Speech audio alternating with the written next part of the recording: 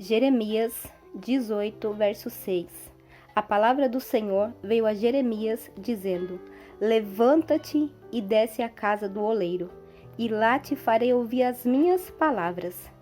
E desci à casa do oleiro, e eis que ele estava fazendo a sua obra sobre as rodas, como o vaso que ele fazia de barro. Quebrou-se na mão do oleiro, e tornou a fazer dele outro vaso, conforme o que pareceu bem aos olhos do oleiro fazer. Então veio a mim a palavra do Senhor, dizendo: Não poderei eu fazer de vós como fez este oleiro, ó casa de Israel? Diz o Senhor: Eis que como barro na mão do oleiro, assim sois vós na minha mão, ó casa de Israel. Então hoje eu quero te dizer, permita-se ser moldada. Nós somos o barro e Deus, Ele é o oleiro.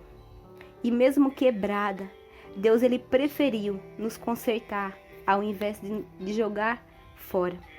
Então não importa como você está. Às vezes nos sentimos sem valor, fragilizada, machucada, mas o oleiro, ele quer te fazer um vaso de honra, um vaso novo. Para essa transformação acontecer, nós precisamos descer à casa do oleiro, mostrar para Deus a nossa condição de barro, de vaso, e permitir que Deus trabalhe nas nossas vidas. Deixe o oleiro te moldar, te curar, te restaurar, porque aquele que começou a boa obra, ele vai completá-la. Nós percebemos que quando o oleiro ele começa a mexer no barro, tem algumas impurezas, algumas pedras, algumas palhas. Deus, ele conhece a nossa fragilidade. Deus, ele conhece os nossos defeitos.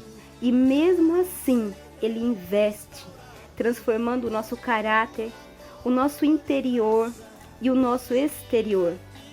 Toda mudança, ela começa de dentro para fora, não é mesmo? E o barro, ele precisa ser molhado para ser moldado. Isso fala do nosso coração. Se o nosso coração é duro, e se nós não quisermos passar pela mão do oleiro, não seremos transformados. Mas se reconhecermos a nossa condição hoje e falar para Deus: eis-me aqui, Deus, quebra-me, transforma-me, molda-me, faz o teu querer na minha vida. Olha o que Deus está falando hoje, que Ele trabalha nos vasos que se dispõem, que aceitam essa transformação. O vaso, ele passa por um processo, ele passa pela secagem, depois de modelado, ele passa pelo fogo, ele passa pela lixa. Então, o vaso estará pronto e resistente. A melhor coisa é estar nas mãos do oleiro, nas mãos de Deus, porque Ele é o único que pode trabalhar nas nossas vidas.